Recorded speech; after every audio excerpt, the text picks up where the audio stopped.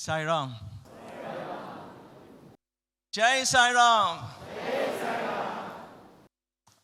I offer my most beloved salutations to the divine, omnipresent, omnipotent, the divine master, Bhagawan Sri Sathya Sai Baba, that resides in the heart of every one of you here. So my salutations to each and every one of you, the embodiments of the divine. This I truly believe now, after being in Swami's fold for over 35 years. The logo is so beautiful, as Dr. Reddy pointed out. The infinity on one side and Swami on the other side. So I want to begin with helping you think out of the box. Because every time an avatar comes, he awakens us.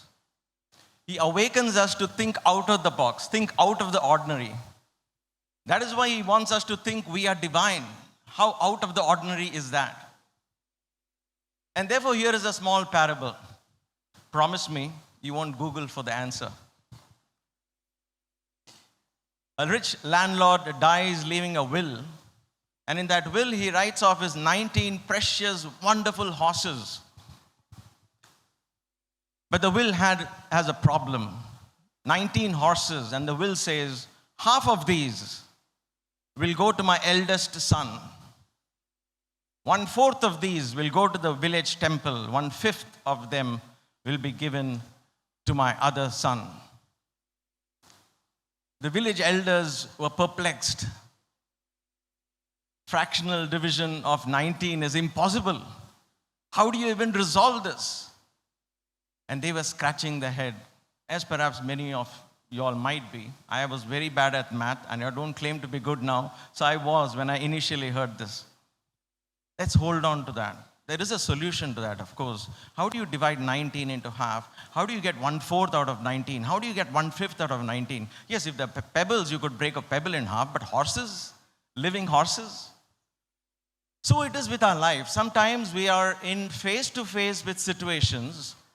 We don't know how to solve them. We know there is a solution there. Like we know there is a God within us, but how do we discover Him? How do we awaken that divinity? We know God is in everybody, but how do we live without judgment? There are difficulties in life. How do we live with equanimity there? What is the missing link? When I was 17, my father got transferred from Bombay, where I was born and raised, to a very distant village in Haryana, where there were no schools or colleges. They were all very orthodox. Our Kula Devam is Murugan. I can say Murugan, most of you will understand Murugan, Karthik, Bhagawan, Subramanyam, and Shiva devotees, ardent followers of Kanchi Shankaracharya. So a flashy looking, handsome looking Sai Baba was not welcome in our house. They said, Ayyo, Ivara, Vanda Namluka. They were scared of Swami. But then there was a search for this college. Where do we put Sunder Iyer now that I am getting transferred to Haryana? He is going to finish his 12th grade. Where will he study? There weren't too many residential colleges back then. I'm talking of 78 and 79. There were one or two. Either they were for the very rich, which we were not, or they were for the very intelligent, which I was not. And so the search was there. Everybody was perplexed. What do we do with this guy? I was ready to go to the Pune Institute, simply to be a rebel with my family. I loved acting. I wanted to go there. Amitabh Bachchan was my guru. Vinod Khanna, God bless his soul.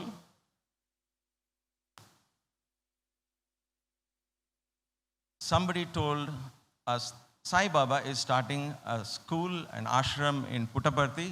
Boys will be safe. This boy is not going to run away anywhere. He will be stuck in a village far, far away from any city life. So there is hope for him. And the whole family said, no Sai Baba, we don't want him. We are all Murugan Rikar Namlukku, Shivan Rikar, our Porum. Where yarum vendam. But then a friend whispered in their ears, it is free education. Appadina paravala, poit par. Immediately, the whole family said, in that case, go and try. Let us see. Swami opens his doors to everyone without judgment. Somebody as with a little mind of just getting free food and free education, the door was open with no judgment. No qualifications are required to walk into his mansion. Somebody says, I don't want to believe in his miracles. I don't know who he is. I just want to serve. The door is open to walk into his mansion. Somebody says, I love music. I don't know anything else, but I love music. I love your bhajans. I want to sing. The door is open into his mansion. Somebody wants only to serve. The door is open. Somebody wants only academic knowledge, jnana vahinis, prema vahinis, the Advaitic discussions. The door is open. All of us meet in his room. The door is open for everyone.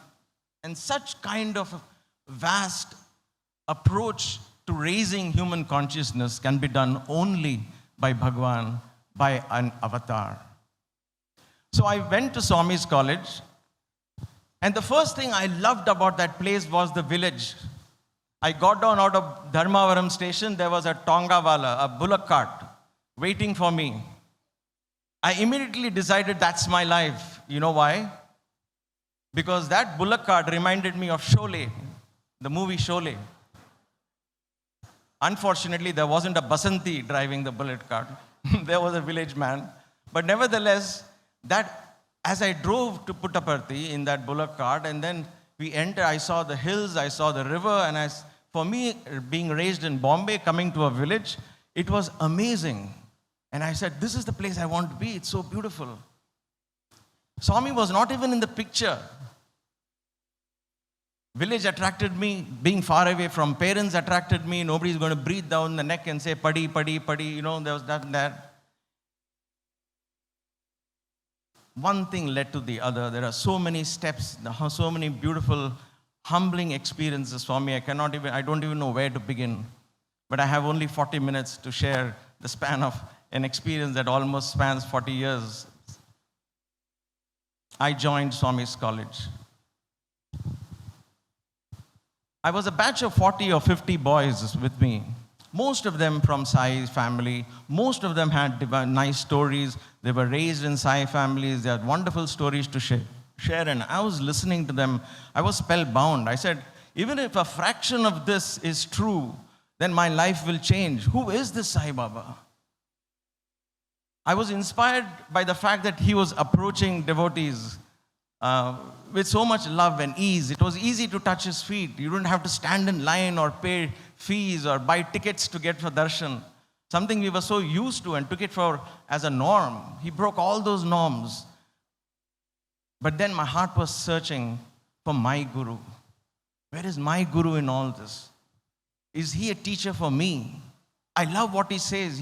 It's something I can relate to. Service to man is service to God. That's what I always believed in. Love is God. Love is God. Live in love. That's what I always believed in. But my heart was still not open in accepting Swami.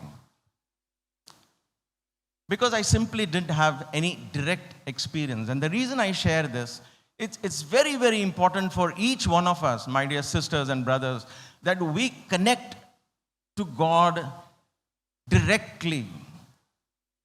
If that door opens, and it has to open to each one of us, when that direct connection with God opens, when you know that Swami listens to you, when you know that you can sit in the silence of your home and talk to Swami, be in his presence, then nobody can come in between you and Swami.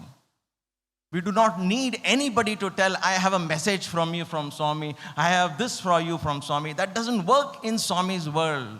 Swami has come just to awaken us for that direct, close proximity with the divine. It is our birthright. And I was searching for that. I wanted that. I've always been street smart in everything, and especially in spirituality. I want things in black and white. I wanted the guru to come alive in me, to speak to me, for me something to click.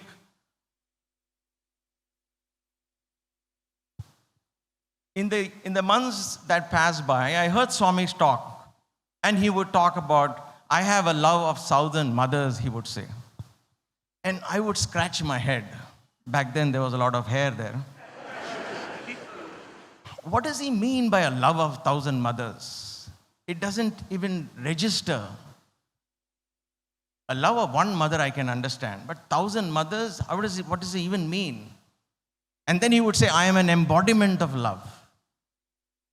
Prema Swarupa, he would call us as embodiment of love, and devotees call him as embodiment of love. And that is another thing I just couldn't understand. Where does this love figure in? What is Swami doing? He is coming, giving darshan. He is taking people for interview. He is talking to them, blessing them. And there are devotees who claim so many experiences of healing and all that, which I have not experienced. But where is this 1,000 mothers' love? How would I experience something like that? Even a fraction of that. I wanted Swami to come and ask me my name. Hey, where are you from? What is your name? That didn't happen. Even though we were 50 boys, it didn't happen. I was waiting for some excuse for that connection to be made, for me to take that first step and then perhaps know more about Swami. 1979, June was when the college opened. It was 1980, December, that the hostel that we call the dorm or the hostel was opened, was ready. So 1.5 years we stayed in the mandir, right across Swami's residence. Where he stayed in the mandir, we stayed across in the East Prashanti. 3 dorms, we all stayed there. We would roll up our blankets and towels and go down to the mandir in the sands. We would spend the night, sleep there. And every morning, 4:30, the ladies will come with a broom and say, shoo, shoo, shoo. That's how we were woken up. So we will rush, get up, come back, brush our teeth, go for Omkaram, Suprabhadam and all of that. I liked all of that, but my heart was not in there. And we have to know this and be honest about our connection with the divine, and only then the response will come. My dear sisters and brothers, in this path of spirituality, we cannot live on borrowed faith. My faith cannot become your faith. So I'm not here to convince you about Sai's divinity. I'm here to share my journey. My journey hopefully can inspire you, for you to take your own steps towards Swami and find your own relationship with him. So 1.5 years later, when the hostel opened and was opening, or the inauguration was set for December 25th, 1980, I can never forget the day for many reasons. One of them being this.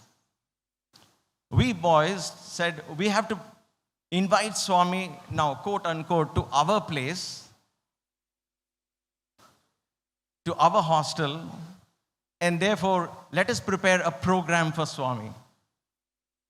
And that was when we thought of the Bhangra dance. The first time we broke the rule in the sacred ashram of Puttaparthi. The young boys got together and we wanted to do Bhangra dance. Of course, everybody was so annoyed and upset that we even thought of that idea. But then we begged and pleaded. Swami came and saw the rehearsal and says, "Parvaledu, koti laga emo chestunaru pillalu. You know, like monkeys, they're dancing. It's okay. Just wear pants inside, please," he said. And so that was checked. But then I had a secret ace card up my sleeve. When I was very young, my dad, and I didn't like that at that time, he would wake us up at 5 in the morning and send us to a Vyayam Shala, a gym, run by the RSS or the, at that time they were the Hindutva movement or whatever. So they had a gym and they would teach us the ancient arts, the one with the stick, self-defense with sticks and so on, just like you send kids to Kung Fu and or Karate and Jiu-Jitsu classes and all of that. We were sent to that. And there, they taught us yoga, not on the ground, but up in the air. No, sorry, I was not levitating. But there was a rope to climb on. I would climb a rope and do asanas on the rope. So I said, I don't think Sai Baba has seen this. Can I do asanas on a rope? They said, this Swami has not seen. So it was welcome idea. Everybody loved it. And so I jumped in joy. I said, I got a one-on-one, I could do a one-on-one thing. Swami, look at me, not as a group of Bhangra dance boys, because there again you got turban and lungis and kurtas. He won't recognize you. I was yearning for that one chance where I had something to perform, maybe sing, maybe do something where he would look at me. And the chance came. The chance always comes, my dear sisters and brothers. The opportunity always comes. Keep praying, keep praying, keep praying. With faith, with hope, and the opportunity comes at the right time, at the right moment, and your innate talent will connect you with the divine. Whatever that is. You don't have to be a pujari to connect to the divine. You don't have to be an expert in Vedic chanting. All you need is yearning. What did I have at that point? I just knew to do yoga on a rope, something gymnastic, extremely physical in its feet, if you will. But the intention was, would that connect me to the divine? Patram, toyam, pushpam, anything you offer, a leaf, whatever you offer with love, the God accepts. And so I had a chance to perform that in front of Swami. I still remember every time I went up on the rope, Swami was sitting in the quadrangle in the hostel during the program. He was sitting in the jula, and he would raise both his hands, and a broad smile, he would bless me. And then I would go into another asana, look at Swami from the top, and again Swami would bless me. It was such a beautiful moment. I can never ever forget it, ever fresh in my mind, that Swami was looking at me. I was looking at Swami. Even though there were hundreds of people far below, if you will. I'm kidding. There was only 30 feet above the ground. And then came another thing where I understood the meaning of love. Swami's love. And I want you to understand this experience, so powerful and so beautiful in its nature. I had another feat that I will perform, and that was jumping through the rings of fire. That was another thing I learned as a young boy.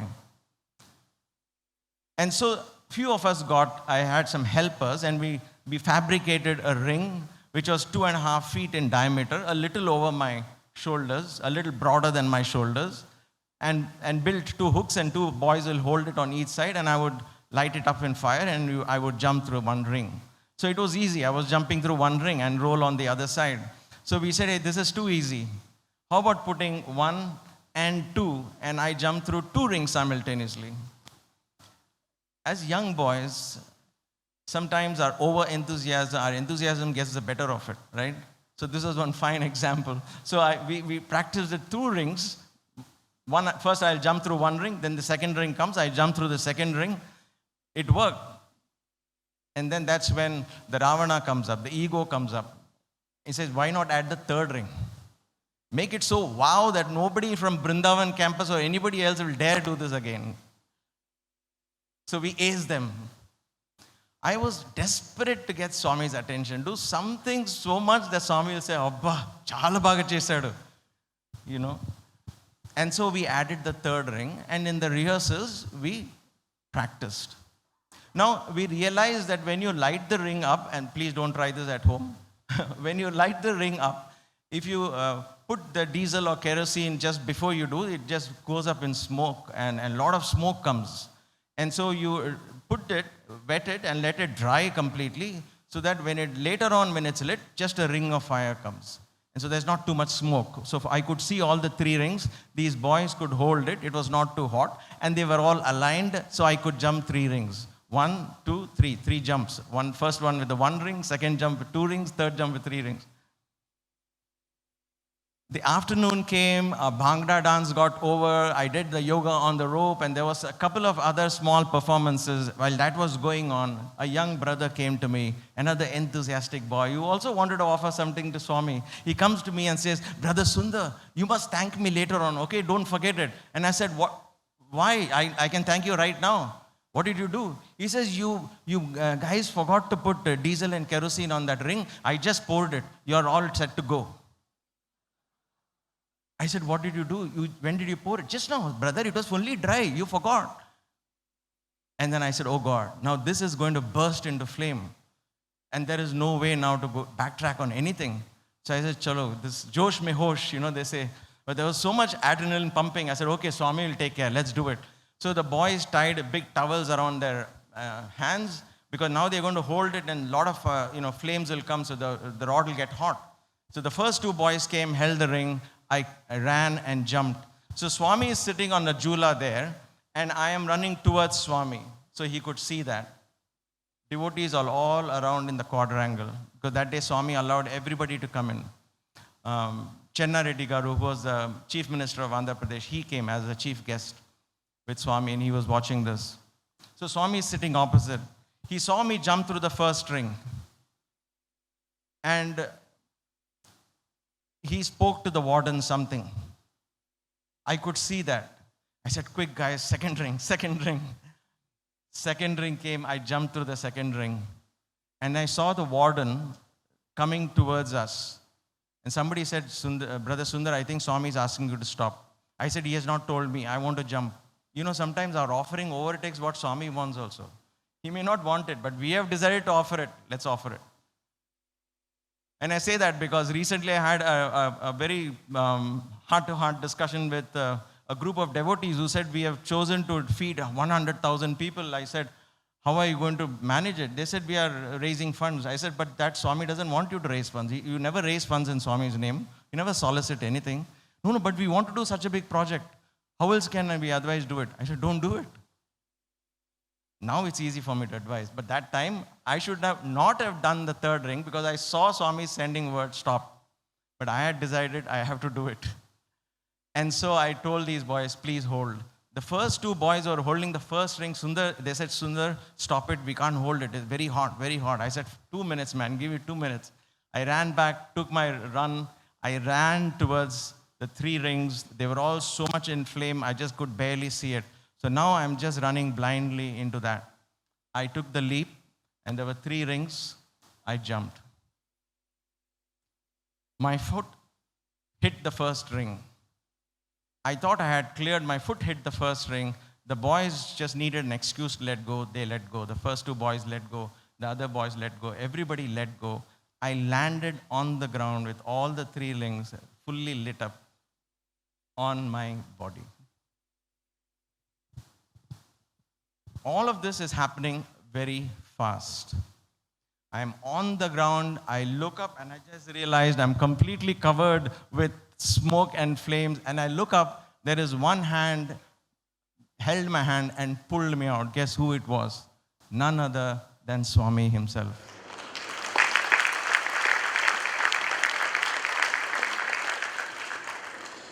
There were hundreds of devotees just 10 feet away from me. There were devotees. They were all sitting in the sands. I was running from there. Swami was up in the Jula.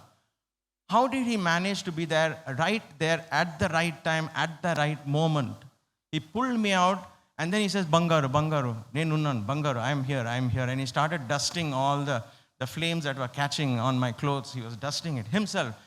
And then I felt so embarrassed, so ashamed. I fell at Swami's feet. And then Swami walked back.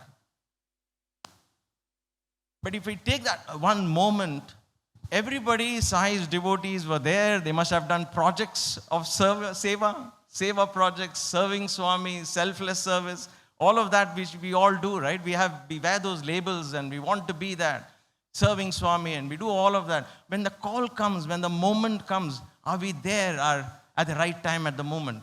Is love become our nature? Is to serve, has it become our secondary nature? Perhaps, perhaps not. That each one of us has to ask. The only person who acted at that moment was Sai. Why? Because his nature was to love. And at what cost did he come towards me? He was wearing silk robes himself. Without a second thought, he sent word. He knew that this crazy boy is going to come and do something crazy.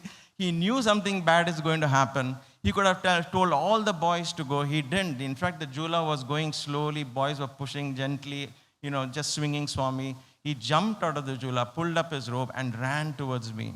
There was no time to tell anyone. He came to me and pulled me out exactly at the right time. Many things happened. The next day, Swami came out and said, where is that fire boy? So for a long time after that, he called me the fire boy. And of course, he was more happy about yoga on the rope. And he was so thrilled. He said, Pillalku nepichitava, start teaching the boys, not on the rope, but yoga in general. That door, Swami called me, where's the fire boy? I went to him. Swami said, what is your name? Where are you from? And suddenly that door opened. A joy crept into my heart. I had not still found my guru, but that joy, that connection was made. And I had to literally pass through fire, if you will, to get to that. But that day, I learned what he meant when he truly said, I have a love of 1,000 mothers. I don't think my mother would have done that. She would have called out to Murugan, or Shiva, she would have cried and wailed. She may or may not have jumped. I don't know. But here was somebody whom I didn't even know personally. And he put everything that he had at risk to come and pull me out of those flames. That is love. Where do we draw the line when we go out to serve? Where do we draw the line when we decide to love somebody outside our family? Where do we draw the line?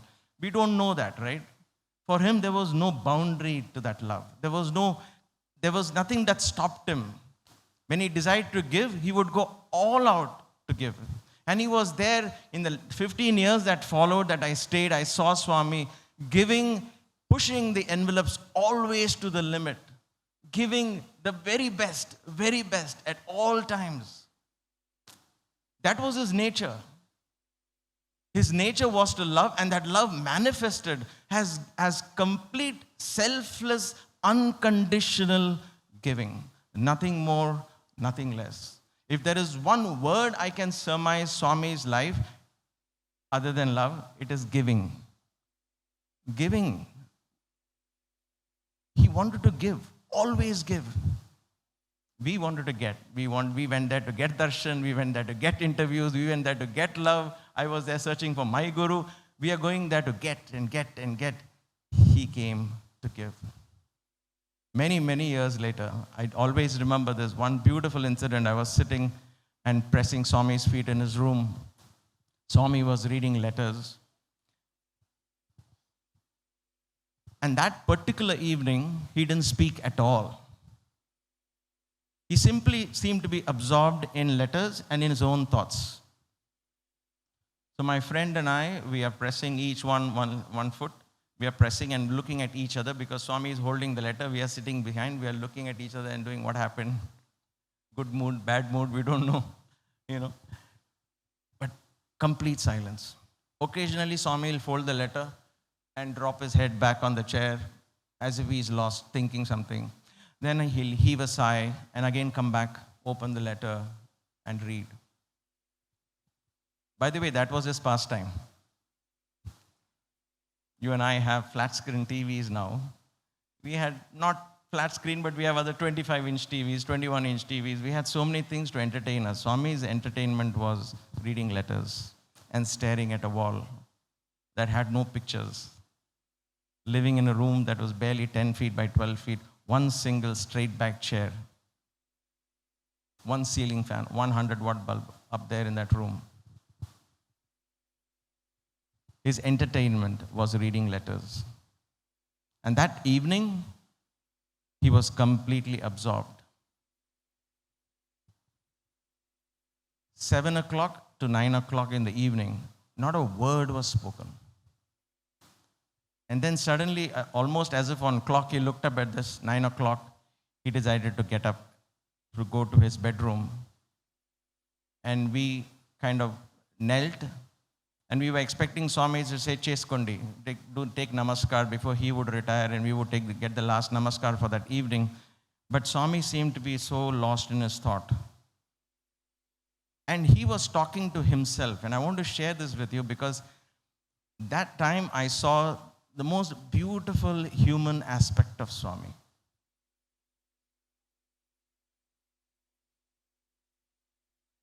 We read about in the Bible when Jesus was crucified, even at that moment, even as he cried to God, why me, right? Why me? Why have you forsaken me? So there was a human element. Every master, every teacher, Rama had the human element, Krishna had it.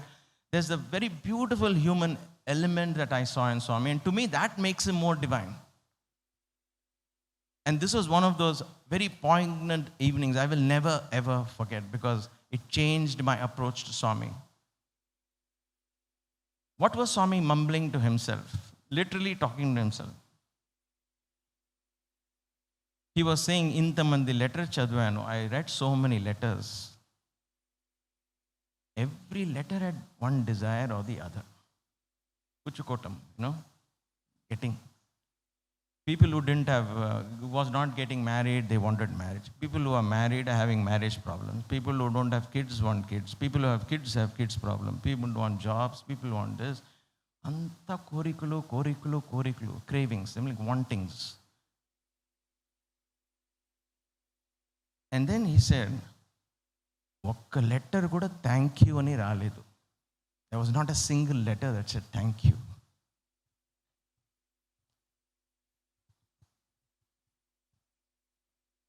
Yemo, he's talking to himself. Remember, he's not talking. We are just leaning to listen to what is Swami is mumbling. And I got these words. He said, Yemo, na plane ochindi. My plane has come. I am calling everybody into my plane. Kani meerandaru bayata kuchoni bhajanlu chestunaru, poojalu chestunaru, projectlu chestunaru, na plane lo evaru raru. You all are sitting there, you are doing bhajans and pujas and projects and this and that. Nobody is coming in my plane. I'm saying come into my plane. Yellitappudu 5 mandi dorukutaro emo. He's talking to himself. When I leave, will I even get 5 people on my plane? And yet we were crawling. Why? Because we wanted our namaskar. He paused, lost to himself, but we touched his feet. He went and shut the door. And then we discussed, this boy and I discussed, what was Swami saying? And then it became clear to us, this is what Swami was saying. And at that moment, we felt that here was one individual, alone, I shouldn't say lonely, alone in this mission of giving and serving. He was alone. We were all devotees with conditions attached. We were all Duryodanas who went to Krishna because he has powers in him. Give me your army, give me the healing, bless me, bless my family. If I were to tell you today that Sai Baba has nothing, you worship him, you keep your picture, but nothing will come out of that. You might say, then what is the point in keeping his picture? I might as well keep somebody else whom I can do puja and get some transactions done. But wasn't that what did Arjuna tell Krishna in Mahabharata? He said, Krishna, you be by my side, that is all I want. Krishna said, I will not help you. I will not raise even a little finger to help you. And Arjuna said, all I want is for you to be by my side. I will fight my war. Just be by my side. And he was grateful that Krishna was just present in his life. Can we be grateful for Swami just being there in our lives without seeking anything from him? In fact, seeking an opportunity to give him thanks. To say, thank you for being there. Thank you for that inspiration. Thank you for the lessons. Thank you for the teaching. Thank you for giving us an opportunity to give to the world. Can we find opportunities to say thanks? That was the love I got to see in Swami. And that is a love that inspires every day of my life. My dear sisters and brothers, there are so many such instances where I saw the most beautiful human aspect of Swami on the one side, on the other side, the mighty omnipotent power of Swami. When my father passed away in Bhopal, eventually my whole family came to Puttaparthi. My father was handling the Central Trust accounts. He spent his entire life. He was so inspired by Swami and the devotees around Swami that his only desire was to die in Puttaparthi and reach Swami. But as fate would have it, he went to Bhopal for summer and he passed away there in 1992. And my only question to Swami was, why wasn't that simple wish granted to my father? All he wanted was to die in Puttaparthi. Why did he have to go to some God-forsaken place in Bhopal to visit my sister and so on? He got a heart attack there, he passed away.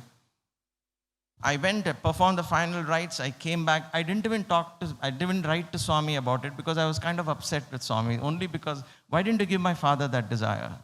Because by then I knew Swami could do anything he wanted. I came back, this was in April, so I came back in May, and Swami had returned back from Kodaikanal. And he came to me, he stood in front of me, I took namaskar, and then he looked at me and said, పిల్లలు చెప్పారా మీకు? పిల్లలు చెప్పారా నీకు? He said, have the boys told you? Have the boys told you? I looked at him and said, what will the boys tell me? Which boys have to tell me what? Undu, ostanu, he said. Wait, I'll come.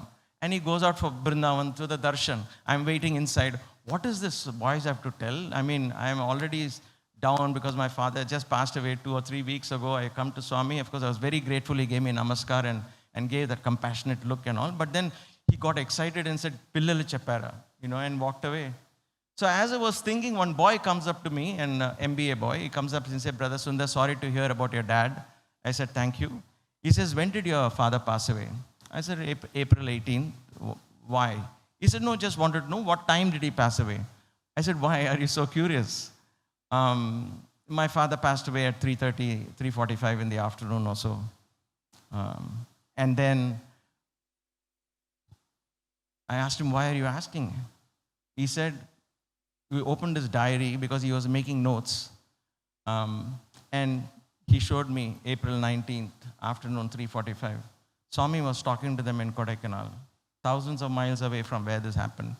And Swami stopped at around 3:45. He paused and looked up in the air. Then he asked the boys, how many of you know Sunder Iyer? And they all raised their hands because I was teaching at the college. He said, his father, Dandapani, has reached my feet.